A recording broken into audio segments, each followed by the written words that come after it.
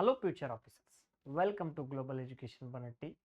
ನೀವು ಇನ್ನು 2 ರಿಂದ 3 ತಿಂಗಳಲ್ಲಿ ಒಂದು ಕೇಂದ್ರ ಸರ್ಕಾರದ ಹುದ್ದೆಯನ್ನು ಪಡಿಬೇಕಾದ್ರೆ ಅಗ್ನಿವೀರ ಪರೀಕ್ಷೆಯನ್ನು ಪಾಸ್ ಆಗಬೇಕಾದ್ರೆ previous year question paper key to success ಅಂತ ಹೇಳ್ತಾರೆ. ಪ್ರಿವಿಯಸ್ ಇಯರ್ ಕ್ವಶನ್ ಪೇಪರನ್ನು ಚೆನ್ನಾಗಿ ಬಿಡಿಸ್ಕೊಡ್ತಾ ಹೋಗ್ತೀವಿ.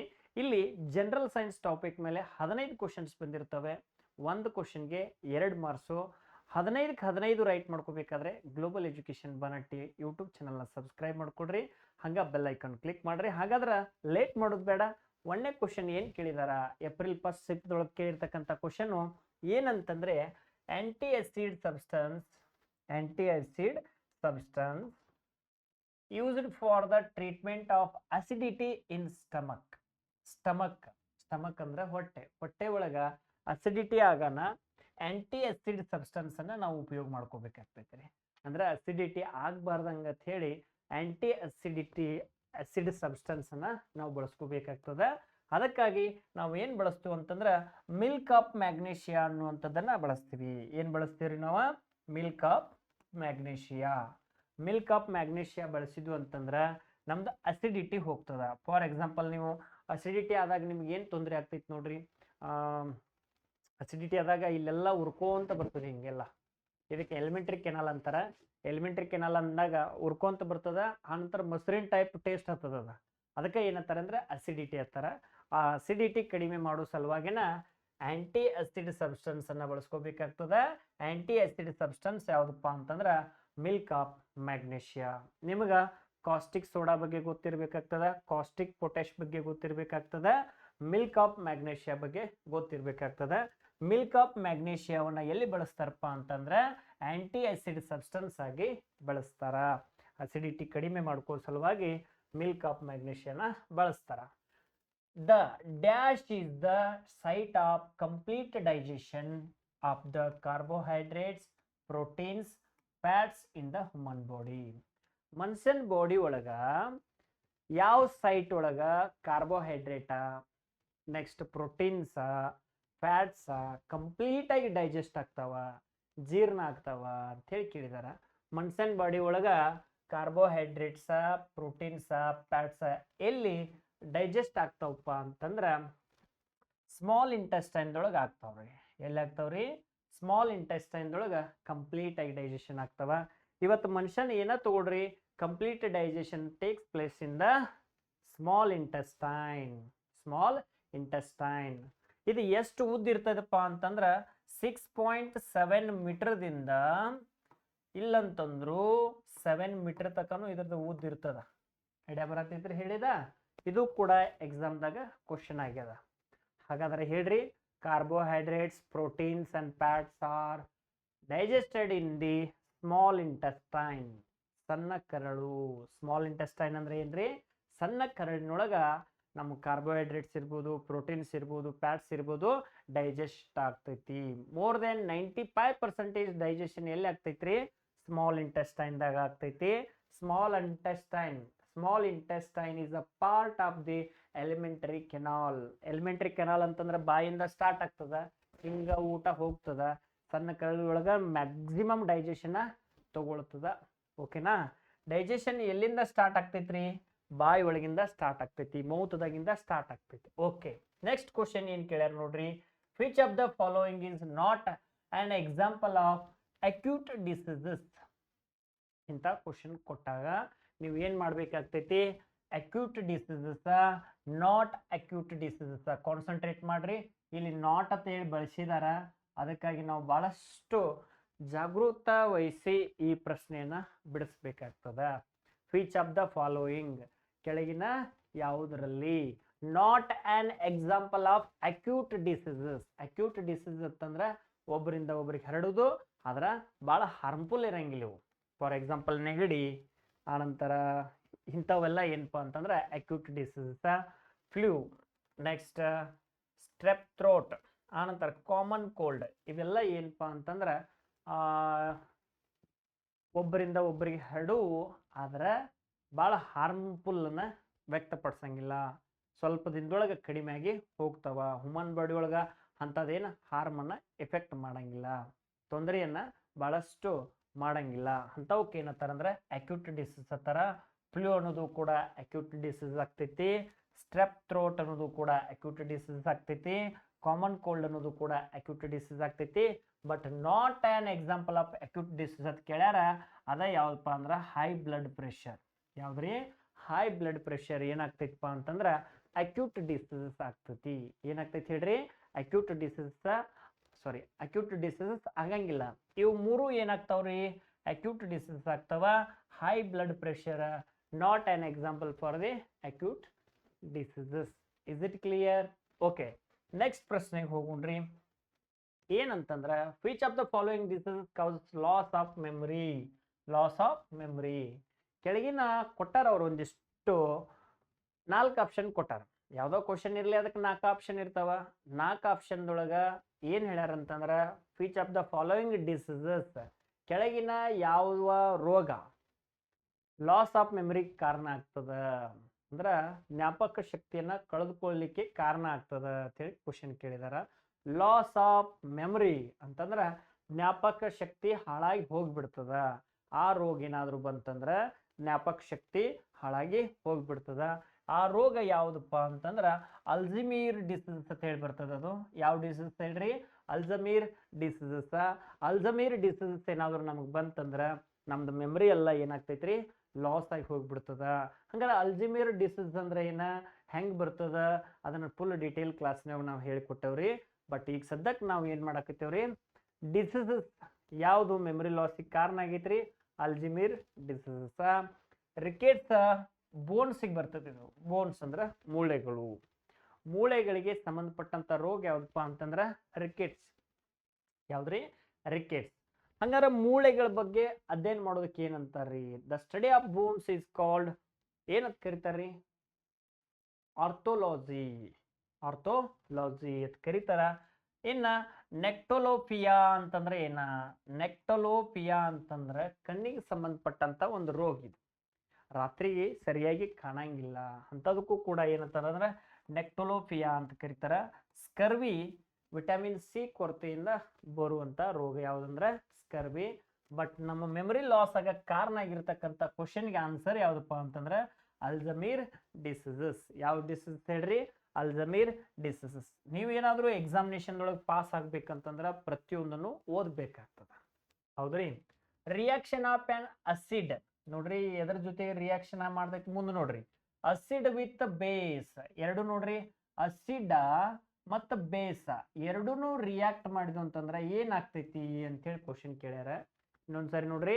Reaction of an acid with base. Acid base ಕೂಡ್ಸನ ನ್ಯೂಟ್ರಲ್ ಆಗಿಬಿಡ್ತದ. ಅದು ಏನಾಗ್ತೈತ್ರಿ? ನ್ಯೂಟ್ರಲ್ ಆಗ್ತೈತ್ರಿ. ಪ್ಲಸ್ ಮೈನಸ್ ಕೂಡ್ಸನ ಏನಾಗ್ತೈತ್ರಿ? ನ್ಯೂಟ್ರಲ್ ಆಗಿಬಿಡ್ತದ. ಅದ ಏನಪ್ಪಾ ಅಂತಂದ್ರ ನ್ಯೂಟ್ರಲೈಸೇಷನ್ ಅಂತ ಕರೀತಾರ. ಅದಕ್ಕ ಏನಂತ ಕರೀತಾರ್ರಿ? ನ್ಯೂಟ್ರಲೈಸೇಷನ್ ಅಂತ ಕರೀತಾರ. ಏನಂತ ಕರೀತಾರ ಹೇಳ್ರಿ? ನ್ಯೂಟ್ರಲೈಸೇಷನ್. ಅದಕ್ಕ ನೋಡ್ರಿ, reaction of an acid with base is known as neutralisation. Neutralisation ಆಗಿ ಏನ್ ಹೊರಗೆ ಬರ್ತೈತ್ರಿ? ಸಾಲ್ಟ್ ಬರ್ತೈತಿ. ಸಾಲ್ಟ್ ಹೊರಗಡೆ ಬರ್ತದ. ನ್ಯೂಟ್ರಲೈಸೇಷನ್ ಪ್ರೋಸೆಸ್ ಅಂತ ಹೇಳಿ ಕರೀತಾರೆ. ಹಂಗ ನೋಡ್ರಿ, ಗ್ಯಾಲ್ವನೈಸೇಷನ್ ಅಂತ ಹೇಳಿ ಬರ್ತೈತಿ. ಆ ನಂತರ ಓಕೆನಾ? ಗ್ಯಾಲ್ವನೈಸೇಷನ್ ಬಗ್ಗೆ ಮುಂದೆ ನಾವು ನೋಡೋಣ್ರಿ. First P H value of the blood ಅಂತ ಹೇಳಿ ಕ್ವಶನ್ ಕೇಳ್ಯಾರ. P H value of the blood. P H value of the blood ಏನೈತಿ ಅಂತ ಹೇಳಿ ಕ್ವಶನ್ ಕೇಳಿದಾಗ ಆನ್ ಎನ್ ಎವರೇಜ್ ನಮ್ದು ಪಿ ಎಚ್ ವ್ಯಾಲ್ಯೂ ಬ್ಲಡ್ ಏನೈತಿಪ್ಪ ಅಂತಂದ್ರೆ 7 pH ತಕನು ಐತಿ. ಬಟ್ ನಮಗ ಇಲ್ಲಿ ಪರ್ಫೆಕ್ಟ್ ಆನ್ಸರ್ ಯಾವ್ದಾಗಪ್ಪ ಅಂತಂದ್ರೆ 6.4 ಆಗ್ತದ. ಯಾವ್ದಾಗ್ತೈತ್ರಿ? 6.4 the P H value of blood. P H value of blood ಅಂದ್ರೆ ಪಿ ಎಚ್ ಅಂದ್ರೆ ಏನ? ಹೈಡ್ರೋಜನ್ ಪರ್ ಯೂನಿಟ್ ಅಂದಂಗ. ಪಿ ಎಚ್ ಅಂದ್ರೆ ಏನ? Hydrogen per unit. ಹಂಗಾರ ಬ್ಲಡ್ ಒಳಗ ಎಷ್ಟು ಹೈಡ್ರೋಜನ್ ಪರ್ ಯೂನಿಟ್ ಅದಾವ ಅಂತಂದ್ರ 6.4 ಅದಾವ. ಪಿ ಎಚ್ ಮೇಲನ್ನ ನಾವು ಏನನ್ನ ಅಳಿತೀವಿ ಅಂತಂದ್ರ ಬ್ಲಡ್ ಆಗ್ಲಿ, ಅಸಿಡ್ಸ್ ಆಗ್ಲಿ, ಬೇಸ್ ಆಗ್ಲಿ ಗೊತ್ತು ಮಾಡ್ಕೋತೀವಿ ನಾವು. ಪಿ ಎಚ್ ಸ್ಕೇಲ್ ಎಲ್ಲಿದಿಂದ ಎಲ್ಲಿ ತನಕ ಇರ್ತೈತಿ ಅಂತಂದ್ರ 0 to 14 ಇರ್ತದ. 0 to 14 ಇರ್ತೈತಿ. 7 ತಕ ಏನಿರ್ತಾವಪ್ಪ ಅಂತಂದ್ರ ಅಸಿಡ್ಸ್ ಇರ್ತಾವು. 7 ದಿಂದ 14 ತಕ ಬೇಸ್ ಇರ್ತಾವು. ಅದು ಗೊತ್ತಿರ್ಲಿ ಪೈಲ. ಇದ್ರ ಮ್ಯಾಲ ಒಂದು ಕ್ವಶನ್ ಪಿಕ್ಸ್ ಬರಾಕ್ತದೆ ಎಕ್ಸಾಮ್ಕ. ಅದಕ್ಕಾಗಿ ನೆನ್ಪಿಟ್ಕೋರಿ ಪಿ ಎಚ್ ಸ್ಕೇಲ್ ಬಗ್ಗೆ ಎಲ್ಲರೂ ಫುಲ್ ಡೀಟೇಲ್ ಆಗಿ ತಿಳ್ಕೋರಿ. The P H value of blood ಏನಾಗ್ತದಪ್ಪ ಅಂತಂದ್ರೆ 6.4 ಆಗ್ತದ. ಓಕೆನಾ. ನೆಕ್ಸ್ಟ್ ಪ್ರಶ್ನೆಗೆ ತಗೊಂಡ್ರಿ. ಏನಪ್ಪ ಅಂತಂದ್ರ who among the following discovered the electromagnetic induction. ಯಾವ ಇಂಡಕ್ಷನ್ ರೀ? Electromagnetic induction. ಎಲೆಕ್ಟ್ರೋಮ್ಯಾಗ್ನೆಟಿಕ್ ಇಂಡಕ್ಷನ್ ಅನ್ನ ಕಂಡಿಡಿದವ್ರು ಯಾರಪ್ಪ ಅಂತಂದ್ರ ಫ್ಯಾರಡೆ ಕಂಡಿಡಿತಾನ. ಯಾರು ಹೇಳ್ರಿ? ಫ್ಯಾರಡೆ ಕಂಡಿಡಿತಾನ. ಎಲೆಕ್ಟ್ರೋಮ್ಯಾಗ್ನೆಟಿಕ್ ಇಂಡಕ್ಷನ್ ಅಂದ್ರೆ ಮ್ಯಾಗ್ನೆಟ್ ದಿಂದ ಕರೆಂಟ್ ಪ್ರೊಡ್ಯೂಸ್ ಮಾಡೋದಕ್ಕ ಎಲೆಕ್ಟ್ರೋಮ್ಯಾಗ್ನೆಟಿಕ್ ಇಂಡಕ್ಷನ್ ಅಂತ ಕರೀತಾರ. ಎಲೆಕ್ಟ್ರೋಮ್ಯಾಗ್ನೆಟಿಕ್ ಇಂಡಕ್ಷನ್ ಅನ್ನ ಕಂಡಿಡಿದವ್ರು ಯಾರಪ್ಪ ಅಂತಂದ್ರ ಫ್ಯಾರಡೆ. ಯಾರು ಹೇಳ್ರಿ? Michael Faraday. ಓಮ್ಸ್ ಏನ್ ಕಂಡಿಡಿತಾನಪ್ಪ ಅಂತಂದ್ರ ರೆಸಿಸ್ಟೆನ್ಸ್ ಅನ್ನ ಕಂಡಿಡಿತಾನ. ರೆಸಿಸ್ಟೆನ್ಸ್ ಅಂತಂದ್ರ ಕರೆಂಟ್ ಪಾಸ್ ಆಗಕ್ ಬಿಡಂಗಿಲ್ಲ, ಅದಕ್ಕೆ ಏನಂತಂದ್ರ ಓಮ್ ಕಂಡಿಡಿತಾನು. ಅದಕ್ಕೆ ಓಮ್ಸ್ ಲಾ ಕೂಡ ಹೇಳಿದಾರ ಅವರು. ಇನ್ನ ಕೆಪ್ಲರ್ಸ್ ಲಾ ಎದಕ್ಕೆ ಸಂಬಂಧಪಟ್ಟಾವ ಅಂತಂದ್ರ ಪ್ಲಾನೆಟರಿ ಮೋಷನ್ಕ ಸಂಬಂಧಪಟ್ಟಾವ. ಪ್ಲಾನೆಟ್ ಬಗ್ಗೆ ಮೋಷನ್ ಬಗ್ಗೆ ಹೇಳಿದವ್ರು ಯಾರಪ್ಪ ಅಂದ್ರ ಕೆಪ್ಲರ್. ಓಕೆನಾ. Next Faraday discovered the electromagnetic induction. Electromagnetic induction ಯಾರು ಕಂಡಿಡಿತಾರ್ರಿ? ಫ್ಯಾರಡೆ ಕಂಡಿಡಿತಾನ. ಹೀಗೆ ನೀವು ಅಗ್ನಿವೀರ ಪರೀಕ್ಷೆ ಒಳಗ ಸೈನ್ಸ್ 15 ಕ್ವಶನ್ಸ್ ಅನ್ನ ಏನಾದ್ರು ಕರೆಕ್ಟ್ ಆಗಿ ನೀವು ಉತ್ತರಿಸಿರಿ ಅಂತಂದ್ರ 30 ಮಾರ್ಕ್ಸ್ ಬರ್ತಾವ ನಿಮಗೆ. ಎಷ್ಟು ಬರ್ತಾವ್ರಿ? 30 ಮಾರ್ಕ್ಸ್. ಅಕ್ಯುರೇಟ್ ಆಗಿ ಆನ್ಸರ್ ಪಡೆದುಕೊಳ್ಳಿಕ್ಕೆ ಇದು ಬಹಳಷ್ಟು ನಿಮಗೆ ಸಹಾಯ ಮಾಡ್ತದ. ಅರ್ಥ ಐತ್ರಿ? ನೀವು ಯಾವ್ಯಾವ್ದೋ ಬುಕ್ ಓದಿದ್ರೆ ಅದ್ರೊಳಗಿನ ಡೈರೆಕ್ಟ್ ಕ್ವಶನ್ಸ್ ಈ ಎಕ್ಸಾಮ್ಕ ಬರ್ತಿಲ್ಲ. ಅದಕ್ಕಾಗಿ ನಾ ನಿಮಗೆ ಏನ್ ಹೇಳಕತ್ತೇನ್ರಿ, ನೀವು ಕ್ವಶನ್ಸ್ ಅನ್ನ ಸರಿಯಾಗಿ ಅನಲೈಸಿಸ್ ಮಾಡಬೇಕು. ಸರಿಯಾದ ಮಾಹಿತಿಯನ್ನ ಪಡ್ಕೊಂಡು ಸರಿಯಾದ ರೀತಿಯಲ್ಲಿ ಅಭ್ಯಾಸ ಮಾಡಿದ್ರಂತಂದ್ರೆ ಈ ವರ್ಷ 100ಕ್ಕೆ 100 ಹೇಳ್ತೇನ್ರಿ, ನೀವು ಡ್ರೆಸ್ ಹಾಕೋದ್ರೊಳಗ 2 ಮಾತಿಲ್ಲ. ಹಾಗಾಗಿ ಸರಿಯಾದ ಮಾರ್ಗದರ್ಶನ ಬಹಳ ಇಂಪಾರ್ಟೆಂಟ್ ಆಗ್ತದ. ಅಂತ ಮಾರ್ಗದರ್ಶನವನ್ನ ನಮ್ಮ ಗ್ಲೋಬಲ್ ಎಜುಕೇಶನ್ ಬನಟಿಯಲ್ಲಿ ನಾವು ನೀಡ್ತಾ ಬಂದಿದ್ದೀವಿ. ಒಂದೇ ಒಂದು ವರ್ಷದಲ್ಲಿ ಸುಮಾರು 164 ವಿದ್ಯಾರ್ಥಿಗಳಿಗೆ ಕೇಂದ್ರ ಸರ್ಕಾರದ ಹುದ್ದೆಯನ್ನ ನೀಡಿರ್ತಕ್ಕಂಥದ್ದು ನಮ್ಮ ಸಂಸ್ಥೆಯ ಉದಾಹರಣೆಯಾಗಿದೆ. ಆ ವಿಡಿಯೋವನ್ನು ಕೂಡ ಒಂದೇ ಸ್ಟೇಜ್ ಮೇಲೆ ವಿದ್ಯಾರ್ಥಿಗಳಿಗೆ ಸನ್ಮಾನ ಮಾಡಿರ್ತಕ್ಕಂಥ ಒಂದು ವಿಡಿಯೋವನ್ನು ನಿಮಗೆ ತೋರಿಸ್ತೇನ್ರಿ. ಇದೊಂದು ಕ್ವಶನ್ ಮುಗಿದ ನಂತರ the lungs are the part of which system. Lungs ಅಂದ್ರೆ ಶ್ವಾಸಕೋಶ. ಲಂಗ್ಸ್ ಅಂದ್ರೆ ಏನ್ರಿ? ಶ್ವಾಸಕೋಶ. ಆ ಶ್ವಾಸಕೋಶದ ಕೆಲಸನ ಉಸಿರಾಟ ಮಾಡಕ್ ಹೆಲ್ಪ್ ಮಾಡೋದು. ಉಸಿರಾಟ ಮಾಡಕ್ ಹೆಲ್ಪ್ ಮಾಡೋದ ಯಾವಪ್ಪ ಅಂದ್ರ lungs. Lungs is a part of respiratory system ಅಂತ ಹೇಳ್ತಾರೆ. ರೆಸ್ಪಿರೇಟರಿ ಸಿಸ್ಟಮ್ ಅಂತಂದ್ರ ಉಸಿರಾಟ ಕ್ರಿಯೆ. ಉಸಿರಾಟ ಕ್ರಿಯೆಗೆ ಮೇನ್ ಯಾವಪ್ಪ ಅಂತಂದ್ರ ಲಂಗ್ಸ್ ಕೆಲಸ ಮಾಡ್ತಾವ. ನೀವೆಲ್ಲ ಉಸಿರಾಟಕ್ಕೆ ಯಾವ್ದು ಹೆಲ್ಪ್ ಮಾಡ್ತಾವ ಅಂತ ಕೇಳ್ತೀವಿ. ಮೂಗಲ್ರು ಹುಚ್ಚಪ್ಪಿಡ್ರೆ ಲಂಗ್ಸ್ ನೆನ್ಪಿಟ್ಕೊಡ್ರಿ. ಅರ್ಥ ಆಯ್ತಾ? ಅದಕ್ಕ lungs are the part of the respiratory system. ಹೇಳ್ರಿ ಒಂದ್ಸರಿ, lungs are the part of the respiratory system ಅಂತ ಹೇಳ್ತಾರ. ಅದಕ್ಕಾಗಿ ನಮ್ಮ ಸಂಸ್ಥೆಯಿಂದ ಬಹಳಷ್ಟು ವಿದ್ಯಾರ್ಥಿಗಳು ಕೇಂದ್ರ ಸರ್ಕಾರದ ಹುದ್ದೆಗಳನ್ನ ಅಲಂಕರಿಸಿದ್ದಾರೆ. ಅಂತ ವಿದ್ಯಾರ್ಥಿಗಳ ಒಂದು ಸನ್ಮಾನವನ್ನ ನಮ್ಮ ಸಂಸ್ಥೆಯಿಂದ ನಾವು ನೆರವೇರಿಸಿಕೊಟ್ಟಿದ್ದೀವಿ. ಹಾಗಾಗಿ ಆ ವಿದ್ಯಾರ್ಥಿಗಳ ಒಂದು ವಿಡಿಯೋವನ್ನ ನಾವು ನಿಮ್ಮ ಮುಂದೆ ತೋರಿಸ್ತಾ ಇದ್ದೀವಿ. ಇಷ್ಟು ವಿದ್ಯಾರ್ಥಿಗಳು ನಮ್ಮ ಸಂಸ್ಥೆಯಿಂದ ಸೆಲೆಕ್ಷನ್ ಆಗಿ ಹೋಗಿದ್ದಾರೆ. ಒಂದೇ ಒಂದು ವರ್ಷದಲ್ಲಿ ಒಂದೇ ಸ್ಟೇಜ್ ಮೇಲೆ ಸುಮಾರು 164 ವಿದ್ಯಾರ್ಥಿಗಳಿಗೆ ಸನ್ಮಾನ ಮಾಡಿ ಅವರಿಗೆ ಅದ್ಭುತವಾದಂತ ಲೈಫ್ ಅನ್ನು ಕೊಟ್ಟಿರ್ತಕ್ಕಂಥದ್ದು ನಮ್ಮ ಗ್ಲೋಬಲ್ ಎಜುಕೇಶನ್ ಬನಟ್ಟಿ. ಈ ಒಂದು ಸಂಸ್ಥೆಯಲ್ಲಿ ನೀವು ಅಭ್ಯಾಸ ಮಾಡಿದ್ದೆ ಆದರೆ ವಿದಿನ್ 1 ವರ್ಷದಲ್ಲಿ ಕೇಂದ್ರ ಸರ್ಕಾರದ ಹುದ್ದೆಯನ್ನ ನೀವು ಹಿಡಿತೀರಿ ಅನ್ನುವಂತ ಮಾತನ್ನು ಕೂಡ ಈ ಸಂದರ್ಭದಲ್ಲಿ ಹೇಳಿ, PUC ಸೆಕೆಂಡ್ ಇಯರ್ ಮುಗಿದಿರ್ತಕ್ಕಂಥ ವಿದ್ಯಾರ್ಥಿಗಳಿಗೂ ಕೂಡ ಅದ್ಭುತವಾದಂತಹ ತರಬೇತಿಯನ್ನ ಇದೇ ಬರುವ ಒಂದು 20ನೇ ತಾರೀಕಿನಿಂದ ಹೊಸ ಬ್ಯಾಚ್ ಪ್ರಾರಂಭ ಮಾಡ್ತಾ ಇದ್ದೀವಿ. 1 ತಿಂಗಳು 20 ದಿನ ನಿಮಗೆ ಟೈಮ್ ಸಿಕ್ತಂತಂದ್ರ ಅದ್ಭುತವಾದಂತಹ ತರಬೇತಿಯನ್ನು ಕೂಡ ಇದೇ ಮಾರ್ಚ್ 20ನೇ ತಾರೀಕಿನಿಂದ ಹೊಸ ಬ್ಯಾಚ್ ಪ್ರಾರಂಭ ಮಾಡ್ತಾ ಇದ್ದೀವಿ. ಈಗ ಆಲ್ರೆಡಿ ಬ್ಯಾಚ್ ಒಂದು ಸ್ಟಾರ್ಟ್ ಐತಿ. ಯಾರು ಅಗ್ನಿವೀರ ಆಗ್ಬೇಕು ಅಂತ ಕನಸು ಕಂಡಿದ್ದೀರಿ, ಅಲ್ಲಿ ನಿಮಗೆ ಪ್ರತಿಯೊಂದು ಸಬ್ಜೆಕ್ಟು ಸ್ಟ್ರಾಂಗ್ ಸಬ್ಜೆಕ್ಟ್ ಆಗ್ಬೇಕಾಗ್ತದ. ಎಕ್ಸಾಮಿನೇಷನ್ದೊಳಗೂ ಔಟ್ ಆಫ್ ಔಟ್ ಮಾರ್ಕ್ಸ್ ಬೇಕಾಗ್ತದ, ಫಿಸಿಕಲ್ದೊಳಗೂ ಔಟ್ ಆಫ್ ಔಟ್ ಮಾರ್ಕ್ಸ್ ಬೇಕಾಗ್ತದ. ಅವೆರಡೂ ಮಾರ್ಕ್ಸ್ಗಳನ್ನು ಪಡೆದುಕೊಂಡು ನೀವು ಹೀಗೆ ಸನ್ಮಾನ ಮಾಡಿಕೊಳ್ಳುವಂಥದ್ದನ್ನು ನಮ್ಮ ಗ್ಲೋಬಲ್ ಎಜುಕೇಶನ್ ಬನಟ್ಟಿ ನಿಮಗೆ ನೀಡ್ತದ ಅಂತಕ್ಕಂಥ ಮಾತನ್ನು ಈ ಸಂದರ್ಭದಲ್ಲಿ ಹೇಳ್ಬೇಕು ರೀ. ನೋಡ್ರಿ, ಒಂದೇ ಸ್ಟೇಜ್ ಮೇಲೆ ಎಲ್ಲರನ್ನು ಕರೆಸಿ ನಾನು ಸನ್ಮಾನ ಮಾಡ್ತಾ ಇದ್ದೀನಿ ಅಂತಂದ್ರೆ ನೀವು ವಿಚಾರ ಮಾಡ್ರಿ. ನಾ ಬರೀ ಎಲ್ಲೂ ಸಂಖ್ಯೆ ಅಟ್ಟ ಹೇಳತ್ತಿಲ್ಲ, ವಿದ್ಯಾರ್ಥಿಗಳನ್ನ ಸನ್ಮಾನ ಮಾಡಿ ನಿಮಗೆ ಅದರದ ಉದಾಹರಣೆನೂ ಕೂಡ ನೀಡಿದ್ದೇನೆ.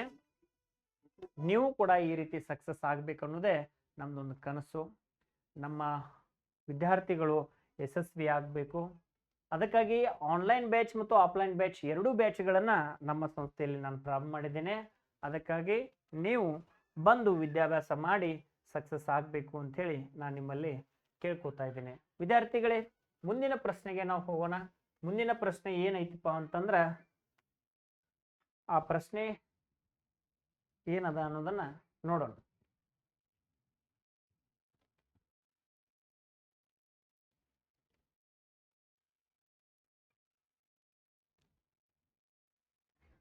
S, the lungs are the part of which system ಅಂತ ಕ್ವಶನ್ ಕೇಳ್ಯಾರ. ರೆಸ್ಪಿರೇಟರಿ ಸಿಸ್ಟಮ್ ಅಂತ ಹೇಳಿ ಕರೀತಾರ.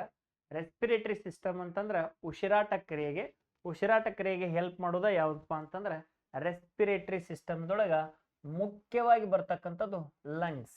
Lungs is a part of the respiratory system. Heart is a part of which system ಹೇಳ್ರಿ ನೋಡೋಣ. Yes, heart is a part of the circulatory system. Blood circulate ಆಗಾಕ heart ಬಹಳಷ್ಟು help ಮಾಡ್ತದ, circulatory system. ಆನಂತರ small intestine, big intestine ಇವೆಲ್ಲ ಬರ್ತಾವ. ಅದ್ರ ಬಗ್ಗೆ ಡಿಟೇಲ್ ಆಗಿ ಕಲಿಯೋಣ.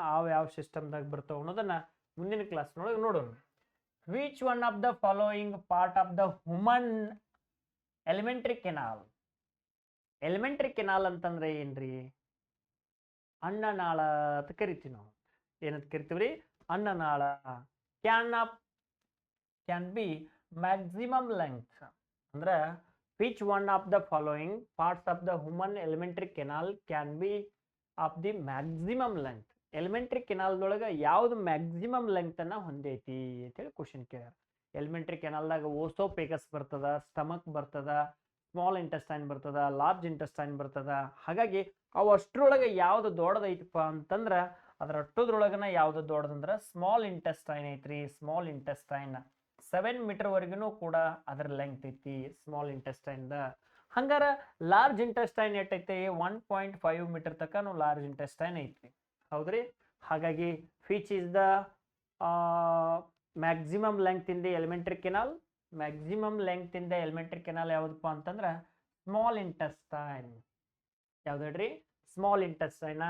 ಸ್ಟಮಕ್ದೊಳಗ ಏನು ಬಿಡುಗಡೆ ಆಗ್ತೈತಪ್ಪ ಅಂತಂದ್ರೆ ಗ್ಯಾಸ್ಟ್ರಿಕ್ ಜ್ಯೂಸ್ ಬಿಡುಗಡೆ ಆಗ್ತೈತಿ. ಯಾವ ಜ್ಯೂಸ್ ರೀ?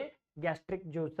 ಇದು ಎದಕ್ಕೆ ಹೆಲ್ಪ್ ಮಾಡ್ತೈತಪ್ಪ ಅಂತಂದ್ರೆ ಡೈಜೆಷನ್ ಆಗಲಿಕ್ಕೆ ಬಹಳಷ್ಟು ಹೆಲ್ಪ್ ಮಾಡ್ತದ. ಓಕೆನಾ? ಮುಂದಿನ ಪ್ರಶ್ನೆ ನೋಡ್ರಿ. ಮ್ಯಾಕ್ಸಿಮಮ್ ಲೆಂತ್ ಇಂದ ಎಲಿಮೆಂಟರಿ ಕೆನಾಲ್ ಯಾವ್ದಪ್ಪ ಅಂತಂದ್ರೆ ಸ್ಮಾಲ್ ಇಂಟೆಸ್ಟೈನ್. ಎಷ್ಟು ಮೀಟರ್ ಐತ್ರಿ? 7 ಮೀಟರ್ ಐತಿ. ಓಕೆನಾ? ನೆಕ್ಸ್ಟ್ ಕ್ವಶನ್ ನೋಡೋಣ್ರಿ. earthquake produces which kind of the sound before the main shock waves begins? Start ಮಾಡೋಕ್ಕಿಂತ ಮುಂಚಿತವಾಗಿ ಯಾವ್ದಪ್ಪ ಅಂತಂದ್ರ ಅರ್ಥಕ್ವೇಕ್ ಅಂದ್ರೆ ಏನ? ಭೂಕಂಪ. ಭೂಕಂಪ ಸ್ಟಾರ್ಟ್ ಆಗೋ ಟೈಮ್ದೊಳಗ ಎಂತ ಸೌಂಡ್ ಅನ್ನ ಪ್ರೊಡ್ಯೂಸ್ ಮಾಡ್ತೈತೆ ಅಂದ್ರೆ ಅದು ಇನ್ಫ್ರಾಸಾನಿಕ್ ಸೌಂಡ್ ಅಂತ ಹೇಳಿ ಬರ್ತದ್ರಿ. ಯಾವ ಸೌಂಡ್ ರೀ? ಇನ್ಫ್ರಾಸಾನಿಕ್ ಸೌಂಡ್. ಇನ್ಫ್ರಾಸಾನಿಕ್ ಸೌಂಡ್ ಅನ್ನ ಯಾವ್ದು ಪ್ರೊಡ್ಯೂಸ್ ಮಾಡ್ತೈತಪ್ಪ ಅಂತಂದ್ರ ಅರ್ಥಕ್ವೇಕ್ ಪ್ರೊಡ್ಯೂಸ್ ಮಾಡ್ತೈತಿ. ಯಾವ್ದ್ರಿ? ಅರ್ಥಕ್ವೇಕ್. Infrasonic sound. ಅರ್ಥಕ್ವೇಕ್ ಅಂದ್ರೆ ಏನ? ಭೂಕಂಪ. ಭೂಕಂಪವನ್ನ ಎದ್ರಲ್ಲಿ ಹೇಳ್ತಾರ್ರಿ? Richter scale. The study of earthquake ಏನಂತ ಕರೀತಾರೆ ನೋಡು. ಕೆಳಗೆ ಚಾಟ್ ಮಾಡಿಬಿಡ್ರಿ ಎಲ್ಲರೂ. ಎಸ್, ಅರ್ಥಕ್ವೇಕ್ ಅನ್ನ ರಿಕ್ಟರ್ ಸ್ಕೇಲ್, ರಿಕ್ಟರ್ ಮಾಪಕ್ಲೆ ಅಳತೆ ಮಾಡ್ತಾರ. ನೆಕ್ಸ್ಟ್ ಅರ್ಥಕ್ವೇಕ್ ಯಾವ ಸೌಂಡ್ ಅನ್ನ ಪ್ರೊಡ್ಯೂಸ್ ಮಾಡ್ತಾವ್ರಿ? ಇನ್ಫ್ರಾಸೋನಿಕ್ ಸೌಂಡ್ ಅನ್ನ ಪ್ರೊಡ್ಯೂಸ್ ಮಾಡ್ತಾವ. ಆಡಿಬಲ್ ಸೌಂಡ್ ಎಲ್ಲಿದಿಂದ ಎಲ್ಲಿ ತನಕ ಇರ್ತೈತೆ ಅಂದ್ರ 20 ಹರ್ಜ್ ದಿಂದ 20,000 ಹರ್ಜ್ ತಕ ಆಡಿಬಲ್ ಸೌಂಡ್ ಇರ್ತದ. ಆಡಿಬಲ್ ಅಂದ್ರೆ ಕಿವಿಗೆ ಕೇಳಿಸುವಂತ ಸೌಂಡ್. 20 ಹರ್ಜ್ ಗಿಂತ ಕಡಿಮೆ ಇತ್ತಂದ್ರ ಅವಕ್ ಏನತ್ತಾರ ಅಂತಂದ್ರ ಇನ್ಫ್ರಾಸೋನಿಕ್ ಸೌಂಡ್ ಅಂತ ಕರೀತಾರ. ಏನಂತ ಕರೀತಾರ್ರಿ? ಇನ್ಫ್ರಾಸೋನಿಕ್ ಸೌಂಡ್ ಅಂತ ಕರೀತಾರ. 20,000 ಹರ್ಜ್ ಗಿಂತ ಹೆಚ್ಚಿತ್ತಂದ್ರ ಅವಕ್ ಅಲ್ಟ್ರಾಸೋನಿಕ್ ಸೌಂಡ್ ಅಂತ ಕರೀತಾರ. ಏನಂತ ಕರೀತಾರ್ರಿ? ಅಲ್ಟ್ರಾಸೋನಿಕ್ ಸೌಂಡ್ ಅಂತ ಕರೀತಾರ. ಅದಕ್ಕಾಗಿ ಅರ್ಥಕ್ವೇಕ್ ಪ್ರೊಡ್ಯೂಸ್ ಮಾಡುವಂತ ಸೌಂಡ್ ಯಾವ್ದಪ್ಪ ಅಂತಂದ್ರ ಇನ್ಫ್ರಾಸಾನಿಕ್ ಸೌಂಡ್. ಅಂದ್ರೆ 20 ಹರ್ಜ್ ಗಿಂತ ಕಡಿಮೆ ಇರ್ತಕ್ಕಂಥ ಸೌಂಡ್ ಅನ್ನ ಪ್ರೊಡ್ಯೂಸ್ ಮಾಡೋದನ್ನ ಇನ್ಫ್ರಾಸಾನಿಕ್ ಸೌಂಡ್. ಆಡಿಬಲ್ ಸೌಂಡ್ ಅಂದ್ರ 20 ಹರ್ಜ್ ದಿಂದ 20,000 ಹರ್ಜ್ ತಕ ಇರ್ತೈತಿ. ಇದಕ್ಕ ಆಡಿಬಲ್ ಅಂತ ಕರೀತಾರ. ಇದಕ್ಕಿಂತ ಕಡಿಮೆ ಇತ್ತಂದ್ರೆ ಇನ್ಫ್ರಾಸೋನಿಕ್, 20,000 ಹರ್ಜ್ಗಿಂತ ಹೆಚ್ಚಿತ್ತಂದ್ರೆ ಅಲ್ಟ್ರಾಸೋನಿಕ್. ನೆಕ್ಸ್ಟ್ ಅದ ನೋಡ್ರಿ, the speed of the sound is ಏನಪ್ಪಾ ಅಂತಂದ್ರ ಲೈಟ್ಗಿಂತ ಸ್ಪೀಡ್ ಇತ್ತಂದ್ರ ಅದಕ್ಕೆ ಸೋನಿಕ್ ಬೂಮ್ ಅಂತ ಕರೀತಾರ. ಸೋನಿಕ್ ಬೂಮ್ ಅಂತ ಕರೀತಾರೆ. ಏನಂತ ಕರೀತಾರೆ? ಸೋನಿಕ್ ಬೂಮ್ ಅಂತ ಕರೀತಾರ. ನೆಕ್ಸ್ಟ್ ನೋಡ್ರಿ, ಮುಂದಿನ ಪ್ರಶ್ನೆಗೆ ಹೋಗೋಣ್ರಿ. ಮುಂದಿನ ಕ್ವಶನ್ ಏನೈತಿ? The non metal used in the vulcanisation of rubber is ಯಾವ್ದಪ್ಪ ಅಂತಂದ್ರ ಸಲ್ಫರ್. ವಲ್ಕನೈಸೇಷನ್ ಆಫ್ ರಬ್ಬರ್ದೊಳಗ ಏನ್ ಬಳಸ್ತಾರ ಅಂದ್ರ ಸಲ್ಫರ್ ಅನ್ನ ಬಳಸ್ತಾರ. ಸಲ್ಫರ್ ಅನ್ನ ಉಪಯೋಗ ಮಾಡ್ಕೊಂಡ ವಲ್ಕನೈಸೇಷನ್ ಆಫ್ ದ ರಬ್ಬರ್ ಗಟ್ಟಿ ಆಗಕ್ಕ ಏನ್ ಬಳಸ್ತಾರ್ರಿ? ಸಲ್ಫರ್ ಅನ್ನ ಬಳಸ್ತಾರ. ಇನ್ನೊಂದು ಬರ್ತದ ಗ್ಯಾಲ್ವನೈಸೇಷನ್ ಅಂತ ಹೇಳಿ ಬರ್ತದ. ಯಾವ್ದು ಹೇಳ್ರಿ? ಗ್ಯಾಲ್ವನೈಸೇಷನ್ ಅನ್ನುವಂಥದ್ದು. ಗ್ಯಾಲ್ವನೈಸೇಷನ್ ಅಂದ್ರೆ ಏನ? ಇವತ್ತ ನಮ್ಮ ಏನು ಕೆಬ್ಬಣದ ವಸ್ತುಗಳು ಇರ್ತಾವು ಅವು ತುಕ್ಕು ಹಿಡಿಬಾರ್ದು ಅಂತ ಹೇಳಿ ಜಿಂಕ್ನ ಒಂದು ಲೇಪನ ಮಾಡ್ತಾರಲ್ಲ, ಅದಕ್ಕೆ ಏನಂತ ಕರೀತಾರ್ರಿ? ಗ್ಯಾಲ್ವನೈಸೇಷನ್ ಅಂತ ಕರೀತಾರ. ವಲ್ಕನೈಸೇಷನ್ ಅಂದ್ರೆ ಏನ್ರಿ? ರಬ್ಬರ್ ಅನ್ನ ಗಟ್ಟಿಗೊಳಿಸಾಕ ಸಲ್ಫರ್ ಅನ್ನ ಆಡ್ ಮಾಡ್ತಾರಲ್ಲ, ಹಾಗಾಗಿ ಅದಕ್ಕೆ ಏನಂತ ಕರೀತಾರ್ರಿ? ವಲ್ಕನೈಸೇಷನ್ ಅಂತ ಕರೀತಾರ. ವಲ್ಕನೈಸೇಷನ್ ಆಫ್ ದ ರಬ್ಬರ್ ಒಳಗೆ ಏನ್ ಬಳಸ್ತಾರ್ರಿ? ಸಲ್ಫರ್ ಅನ್ನ ಬಳಸ್ತಾರ. ಗ್ಯಾಲ್ವನೈಸೇಷನ್ ಪ್ರೋಸೆಸ್ ಒಳಗೆ ಏನ್ ಬಳಸ್ತಾರ ಅಂದ್ರ ಜಿಂಕ್ ಅನ್ನ ಬಳಸ್ತಾರ. ಏನ್ ಬಳಸ್ತಾರ್ರಿ? ಜಿಂಕ್ ಅನ್ನ ಬಳಸ್ತಾರ. ಹಾಗಾಗಿ ಗ್ಯಾಲ್ವನೈಸೇಷನ್ ಪ್ರೋಸೆಸ್ ಒಳಗೆ ಏನ್ ಬಳಸ್ತಾರ? ಜಿಂಕ್ ಅನ್ನ ಬಳಸ್ತಾರ. ನೆಕ್ಸ್ಟ್ ರಬ್ಬರ್ ಒಳಗ ಗಟ್ಟಿ ಆಗಲಿಕ್ಕೆ ಏನ್ ಬಳಸ್ತಾರ? ಸಲ್ಫರ್ ಅನ್ನ ಬಳಸ್ತಾರ. ಗೊತ್ತಿಲ್ರಿ? ಇವೆರಡು ಎಕ್ಸಾಮ್ ಬಿದ್ದಿರ್ತಕ್ಕಂಥದ್ದು. Usually the rate of heart beat ಎಷ್ಟು ಬಡ್ಕೋತೈತಿ ಅದನ್ನ ಎದ್ರೊಳಗೆ ಅಳತೆ ಮಾಡ್ತಾರಪ್ಪ ಅಂತಂದ್ರ ಗೊತ್ತಿರ್ಲಿ, 1 ನಿಮಿಷಕ್ಕೆ 72 ಸಲ ಅದು ಬಡ್ಕೋತದ. ಎಷ್ಟು ಸಲ ಬಡ್ಕೋತೈತ್ರಿ? 72 ಸಲ. ಅದಕ್ಕೆ ಏನಂತ ಕರೀತಾರ? ಪಲ್ಸ್ ರೇಟ್ ಅಂತ ಕರೀತಾರೆ. ಏನಂತ ಕರೀತಾರಿ? ಪಲ್ಸ್ ರೇಟ್ ಅಂತ ಕರೀತಾರ. ಪಲ್ಸ್ ರೇಟ್ ಪರ್ ಮಿನಿಟ್ ನೋಡ್ರಿ, 72 ಸಲ ಎಟ್ಟಕ್ಕೆ ಬಡಿತೈತಿದ? 1 ನಿಮಿಷಕ್ಕೆ 72 ಸಲ ಬಡಿತೈತಿ. ಹಾಗಾಗಿ ಪಲ್ಸ್ ರೇಟ್ ಪರ್ ಮಿನಿಟ್ ಯಾವ್ದಪ್ಪ ಅಂತಂದ್ರ heart beat is measured in pulse rate per minute. Heart beat ಅನ್ನ ಎದ್ರೊಳಗೆ ಎಳಿತಾರೆ? ಪಲ್ಸ್ ರೇಟ್ ಪರ್ ಮಿನಿಟ್ ದೊಳಗೆ ಎಳಿತಾರ. ನೆಕ್ಸ್ಟ್ ಹಾರ್ಟ್ ದ ಬಗ್ಗೆ ಸ್ಟಡಿ ಮಾಡ್ಕೊಳಕ್ಕೆ ಏನಂತ ಕರೀತಾರೆ? The study of heart is called cardiology ಅಂತ ಹೇಳಿ ಕರೀತಾರ. The study of heart is called cardiology. The study of ear is called otology. ಹಿಂಗ ಬ್ರಾಂಚಸ್ ಸ್ಟಡಿ ಬಗ್ಗೆ ಬಹಳಷ್ಟು ಕ್ವಶನ್ಸ್ ಬಂದಾವ. The usually rate of heart beat is measured in pulse rate per minute ದೊಳಗನ ಏನ್ ಅಳಿತಾರಪ್ಪ ಅಂತಂದ್ರ pulse rate heart beat ಅನ್ನ ಅಳಿತಾರ. ಆನಂತರ blood pressure ಅಂದ್ರೆ BP blood pressure ಎದ್ರ ಮೂಲಕ ಅಳಿತಾರಪ್ಪ ಅಂತಂದ್ರ ಸ್ಪಿಗ್ಮೋಮ್ಯಾನೋಮೀಟರ್ ಮೂಲಕ ಅಳಿತಾರ. ಎದ್ರ ಅಳಿತಾರೆ? ಸ್ಪಿಗ್ಮೋಮ್ಯಾನೋಮೀಟರ್ ಮೂಲಕ ಅಳಿತಾರ. ಅದು ಏನೈತಪ್ಪ ಅಂದ್ರ 120/80 mmHg ಅಂತ ಹೇಳಿ ಕರೀತಾರ. ಮಿಲಿಮೀಟರ್ ಪರ್ ಮರ್ಕ್ಯೂರಿ ಅಂದಂಗ್ರಿ. ಅದಕ್ಕಾಗಿ 120/80 mmHg ಇದು ಹಾರ್ಟ್ ಬ್ಲಡ್ ಪ್ರೆಷರ್ ಅನ್ನ ಎದ್ರ ಮೂಲಕ ಅಳಿತಾರೆ? ಸ್ಪಿಗ್ಮೋಮ್ಯಾನೋಮೀಟರ್ ಮೂಲಕ ಅಳಿತಾರ. ಯಾವ ಮೀಟರ್ ಹೇಳ್ರಿ? ಸ್ಪಿಗ್ಮೋಮ್ಯಾನೋಮೀಟರ್ ಮೂಲಕ ಬ್ಲಡ್ ಪ್ರೆಷರ್ ಅನ್ನ ಅಳಿತಾರ. ಓಕೆನಾ? ಮುಂದಿನ ಪ್ರಶ್ನೆ ಏನೈತಿ ನೋಡ್ರಿ. The image formed by A concave lens. Cave ಅಂದ್ರೆ ತಗ್ಗಾಗಿರುವಂಥದ್ದು. ಫಾರ್ ಎಕ್ಸಾಂಪಲ್ ತೆಗ್ಗಾಗಿರುವಂಥ ವಸ್ತುಗಳನ್ನ, ಫಾರ್ ಎಕ್ಸಾಂಪಲ್ ಬಾಯಲ್ಲಿ ಹಲ್ಗಳ ಬಗ್ಗೆ ಅಧ್ಯಯನ ಮಾಡ್ಲಿಕ್ಕೆ ಡೆಂಟಿಸ್ಟ್ಗಳು ಏನ್ ಬಳಸ್ತಾರ? ಕಾನ್ಕೇವ್. ಟೆಗ್ಗಿನೊಳಗಿರುವಂತ ಅದನ್ನ ಅಭ್ಯಾಸ ಮಾಡಕ ಕೇವ್ ಅಂದ್ರೆ ಟೆಗ್. ಮೂಗು ಚೆಕ್ ಮಾಡ್ಕೊಳಕು ಕಾನ್ಕೇವ್, ಕಿವಿ ಚೆಕ್ ಮಾಡ್ಕೊಳಕು concave, internal part of the human body ಅಭ್ಯಾಸ ಮಾಡಕ್ಕೂ ಕಾನ್ಕೇವ್ ಲೆನ್ಸ್ ಅನ್ನ ಬಳಸ್ತಾರ. ಹಾಗಾಗಿ ಕಾನ್ಕೇವ್ ಲೆನ್ಸ್ ಒಳಗೆ ಏನೈತಪ್ಪ ಅಂತಂದ್ರೆ ಇಮೇಜ್ ವರ್ಚುವಲ್ ಆಗಿ ಮೂಡ್ತೈತಿ ಮತ್ತು ಇರೆಕ್ಟ್ ಆಗಿರ್ತೈತಿ. ವರ್ಚುವಲ್ ಆಗಿ ಮೂಡಿರ್ತದ ಮತ್ತೆ ಇರೆಕ್ಟ್ ಆಗಿರ್ತದ. ಹಾಗಾಗಿ ನೆನಪಿರ್ಲಿ, concave lens produces virtual and erect images. ಇದ್ರ ಮೇಲೆ ಸಾಕಷ್ಟು ಕ್ವಶನ್ ಬಂದವ. ಕಾನ್ಕೇವ್ ಅನ್ನ ಎಲ್ಲಿ ಬಳಸ್ತಾರು, ಹೆಂಗ ಏನ ಅಂತ ಹೇಳಿ ಹೆಡ್ಲೈಟ್ದಾಗೂ ಕಾನ್ಕೇವ್ ಅನ್ನ ಬಳಸ್ತಾರ. ಇರ್ಲಿ, ನೆಕ್ಸ್ಟ್ ನೋಡೋಣ. Major part of fat digestion ಎಲ್ಲಿ ಆಗ್ತೈತಿ ಅಂತ ಹೇಳಿ ಕ್ವಶನ್ ಕೇಳ್ಯಾರ.